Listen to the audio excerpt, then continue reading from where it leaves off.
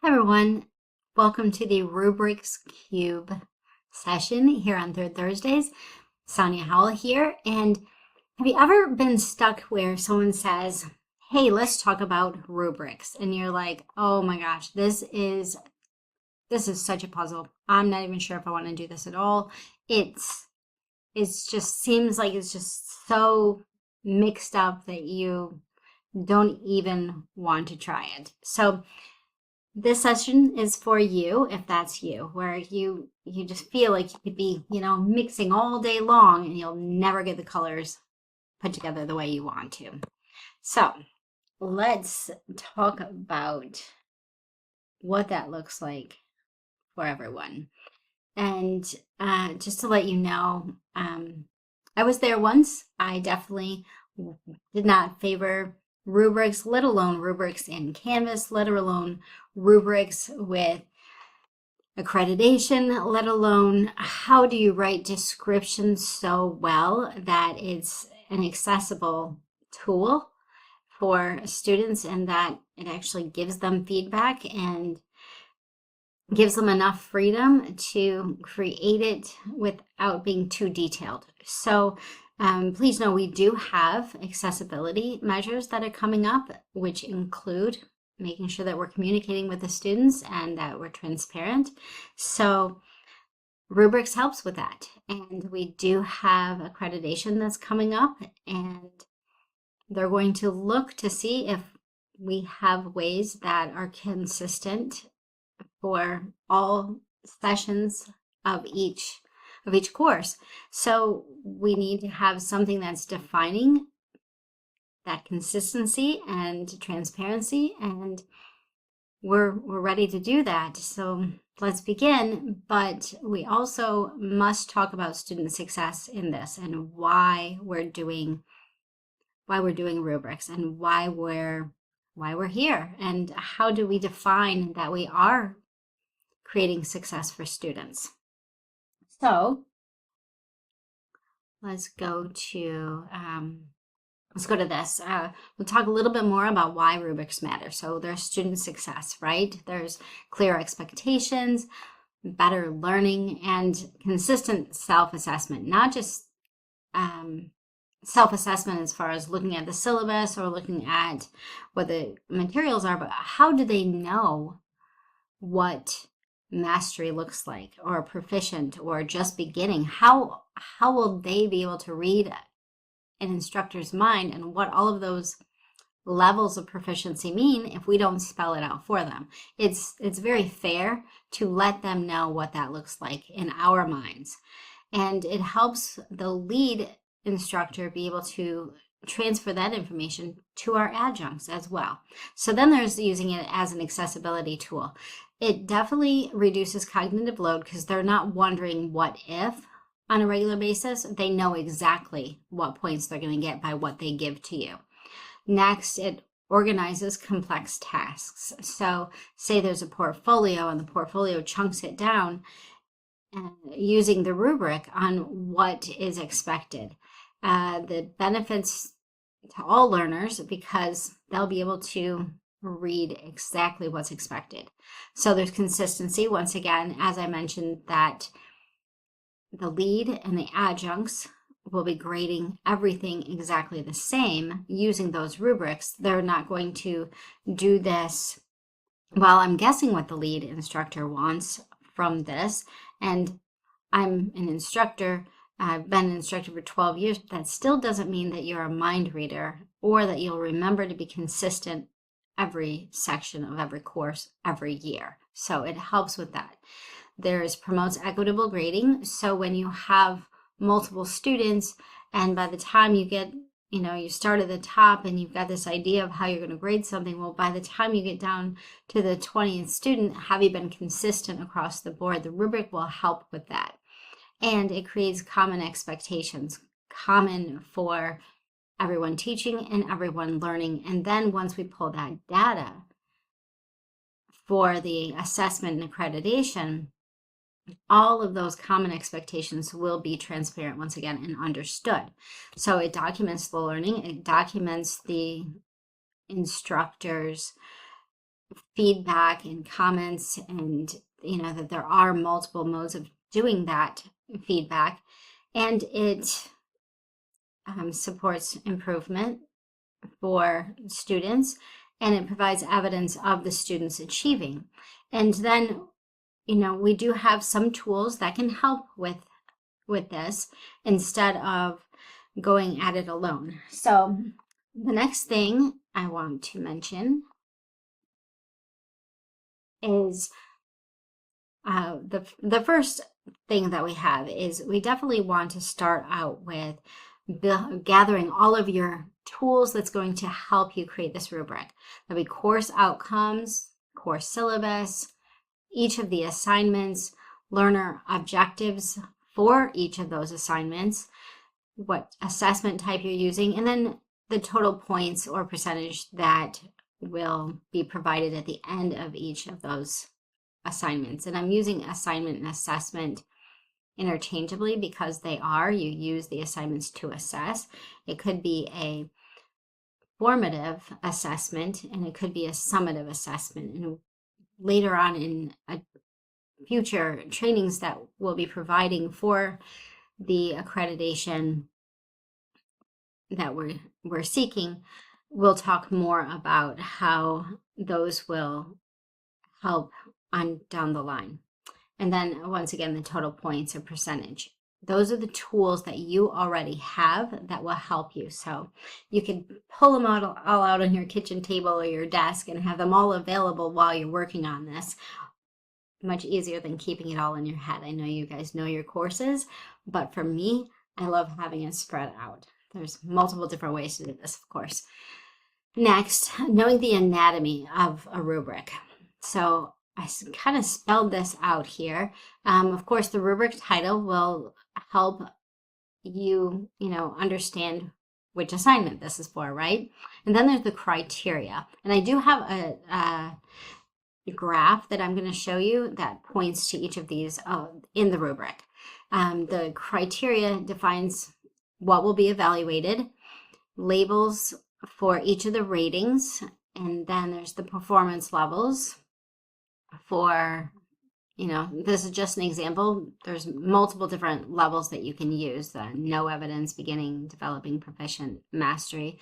And then, so those ratings and the performance levels, they all kind of tie together when you see the diagram, where there's the labels of each level of achievement, and then there's the performance levels, which all ties back to how many points they get or how much percentage they get. I'll show you in the next slide. Then there's the descriptions, which explains what performance looks like at each level. And one of them might say, has all of these things and it's in the mastery level, and then in the no evidence, it will say that none of those things were evident. So maybe in the middle, it would say that they've shown, half of those things instead of all of the items. So there's the points. If you add in the value of the performance level, which is the points percentage, or you have to know the threshold in order to pass that. And then, of course, there's the comments and feedback section that you'd want to give them some sort of verbal feedback. So here's the diagram that I was talking about. So as you can see up here, there's the rubric title, MLA formatting and portfolio presentation. This is a final presentation for English 132. So Dr. Jacobs gave me permission to use this in the training. So the next one is the criteria. So there's the MLA formatting and portfolio presentation. And then if you click on this view longer description, there is a larger description explaining what the directions were for that. And then there's the ratings here up at the top. And the ratings it kind of combines the performance level and the points, but the next one is the performance levels, where you would say if it's, a lot of people use mastery or exemplary, proficient, developing, beginning, no evidence. The next part of that, we're going to jump over here to E, and that shows the descriptors. So this is where I was saying that at one point, the exemplary in this example shows that it has all of the things that are required plus more, right? Proficient, that's the one that's passing. And if they get below and they get to developing, beginning, or no evidence, that might be that it's not passing. But proficient shows that it's got everything that it's required, that it is required to have in order to pass.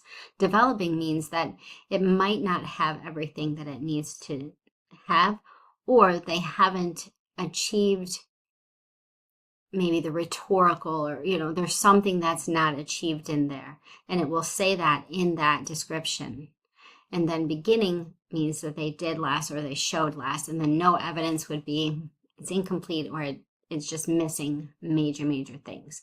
And then F would show how many points they would get for that assignment, and then you would assign the points depending on what level. So down here at the bottom under the descriptors, it shows what the points are, and then you would put in what that number is. Now in Canvas, if you click on any of these boxes, it will automatically fill that number F section. But we're not necessarily talking about Canvas in this video. We're talking about the magic that Rubrics has, or the puzzle that it is. So we're trying to get that, and we will talk more about rubrics in the near future. And then there's the comment section at the bottom, and that's where you would provide guidance for improvement. And sometimes people say, this is where you are in formative, and you would give them feedback, and then they can resubmit. And that's where you would give that feedback along with selecting one of the descriptors that matches to one of the points. So you could do points, you could do percentages. As you see that Jerry has chosen to do a scale between 100 and 85 instead of just 100, just 85, just 70, just 50. So there's a scale there in between. So that's what it kind of looks like in this example. And if you're looking to build it, please pay attention to these tips and tricks here. So first, you would want to start with the outcomes. As every time we build a course, we always start with the outcomes, and then we want to align it to the assignment. And then the next thing is evaluate one skill per criterion. As you saw in that criterion, this one here is just the MLA. She has about 10 other skills or tasks that are going on in the course, but for this diagram, it just shows one of those 10. So after each criterion, then the next is write observable descriptors. So this has to be observable, it has to be measurable, or else you're not going to be able to measure it or observe it. So you have to they have to have some sort of verb in there that helps you get along with the text in order to not fight it every time you go to use it, because it has to have some sort of measurable, observable type descriptor in it. Next is keep the performance levels consistent. So what I've seen before is the performance levels.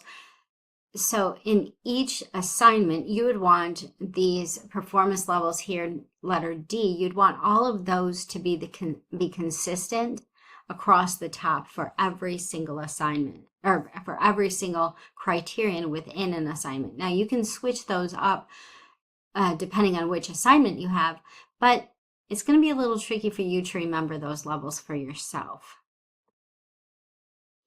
And the next one is determine the point values or the weighting before you even start, which you already have that in your grade book and in your syllabus, how many points per, for this assignment or that assignment. But when you're writing it out on your kitchen table, you'll want to figure out what those points are. Now, if you're putting it into Canvas, it will help you figure out the points, but it doesn't do it for you. So you'll want to know those before you start. And definitely in these descriptors, you'll want to use language that students understand, that's consistent with your directions in your assignment, and it will definitely help the students when they're looking at this rubric for them to understand the assignment much better. So make sure it's consistent with the language you already use in your course and your syllabus and in the directions, and just have them also in the rubrics and defined depending on what grade they would get, depending on what they've achieved or showed or what you've observed and how you measured it.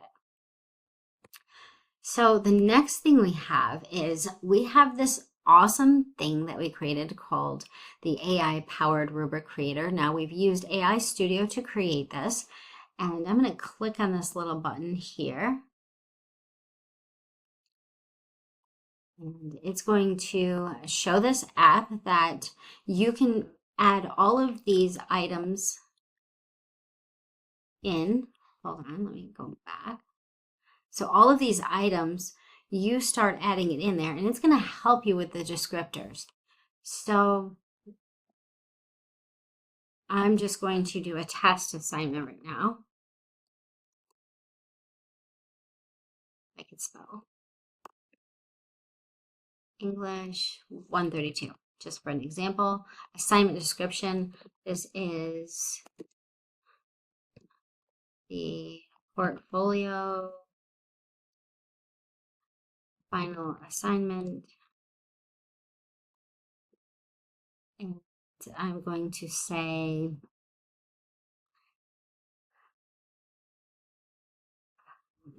I use MLA. I'm not sure.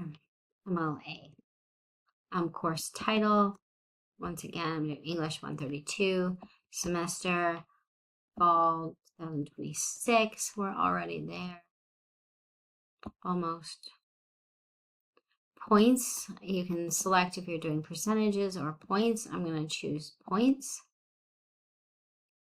Number of criteria, let AI decide. I'm going to choose 4. Total points available. Distribute points across the criteria. Assign points to performance column, level columns. I'm going to choose that. Down here, I'm going to change this to mastery. So that way it says mastery at the top instead. And so this has 5. I think I'm going to change it to 5. And I like these ones. So specific criteria to include if there's anything that you really want to make sure is in here, you will want to add that there. Final grade scale, it will figure it out for you. Or if you want to, you can add it here. And then I'm going to generate the rubric.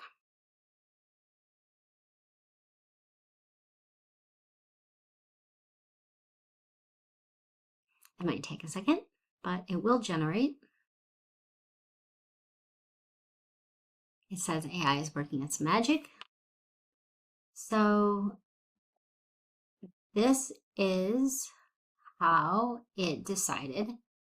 So then you see it has the criteria up at the top. It has the descriptions. It has the descriptors, has the points. And you can download this in docx or txt. You can copy it. And then you can create a new rubric. You can also revise, and it will ask you what you want to revise on it. But once you get it downloaded or copied, then you can just take this and copy it into, Canvas if that's what you're choosing to do. So here's this example using this tool that we created. And of course, you would want to go verbatim and look through every single one of these criterion. It's a really good place to start. I wouldn't say that it's perfect, but it definitely is a great place to start. That way you have the document and you can change things that you need to change on it. And once you start using this, it's really great as far as just getting your mind started and getting it in there and making sure that it matches the outcomes. So one thing that I do suggest is that you, in this tool, I'm going to hit run app again. So in this tool, what you can do is the course outcomes that you want to make sure that this matches, you'd want to put the course outcomes in here in the specific criteria. And the next thing you would want to do is you would want to put the assignment objectives in here. So that way when it creates these descriptors, then you will already have those in there.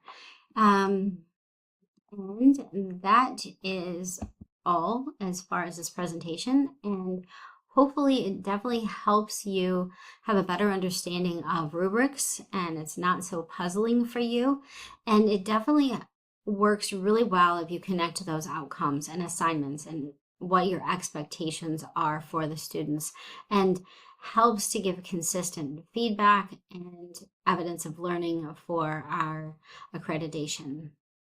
Take care.